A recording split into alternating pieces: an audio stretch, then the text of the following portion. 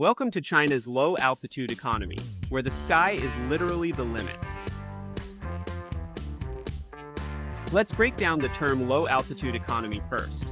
While subways rule the underground economy, high-speed trains dominate the ground economy, and airlines have taken the high-altitude economy, China is now pioneering a brand new frontier, the low-altitude economy, where flying taxis, delivery drones, and airborne adventures are rewriting the rules of transportation.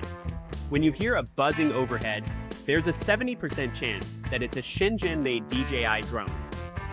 The numbers speak volumes. China accounts for over 70% of global civilian drone sales. EHang, a Guangzhou-based tech pioneer, has become the world's first and only company to secure full aviation certifications for its passenger-carrying flying vehicles.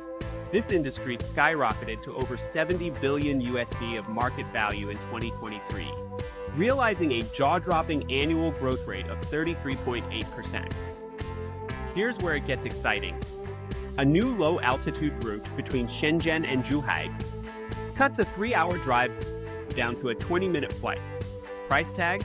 It will cost just $28 when it starts large-scale operation. Compare that to $42 by road after paying for both gas and toll fees. Faster, cheaper, and with Instagram-worthy views, this is how urban mobility is reimagining itself. None of this would work without cutting-edge tech. With 5G advanced networks tracking aircrafts in real time, drones can now help plant crops, deliver packages, and save lives during disasters. To unpack where this low-altitude economy is heading, we're joined by Tom Palkin. Let's dive into tomorrow's transportation, literally above the traffic. At first, when I was hearing about low-altitude economy, I was like, what's the big deal? As you mentioned about rescue, they really help because let's say, for example, people who are lost at mountains or in a forest or something that's, say, high altitude.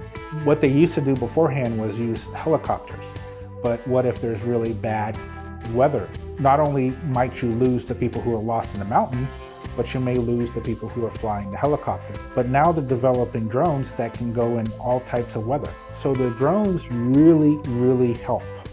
And plus the person who was watching those videos from the drone is in a safe location. Now this is a big trend, and I really do see this as a even bigger trend in the near future,